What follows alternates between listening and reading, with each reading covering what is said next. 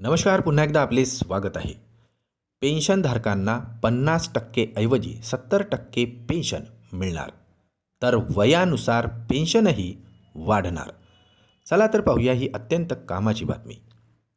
त्यापूर्वी चॅनलला नवीन असाल तर सबस्क्राईब करायला विसरू नका. नवनवीन अपडेट मिळविण्यासाठी बेल आयकॉनला प्रेस करायलाही विसरू नका. ही अत्यंत आनंदाची बातमी आपल्या सहकारी मित्रांना शेअर करून व्हिडिओला लाईक करायलाही विसरू नका.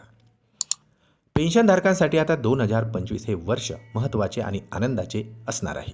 1 जानेवारी 2025 पासून पेन्शनच्या नियमामध्ये अनेक मोठे बदल लागू केले जाणार आहे. पेन्शनधारकांसाठी सुधारणा, पेन्शनवाढीच्या योजना आणि शेवटच्या मूळ वेतनाच्या 70% वर पेन्शन बहाल करणे यासारख्या अनेक महत्त्वाच्या बाबीवर आता सरकारकडून चर्चा केली जात आहे.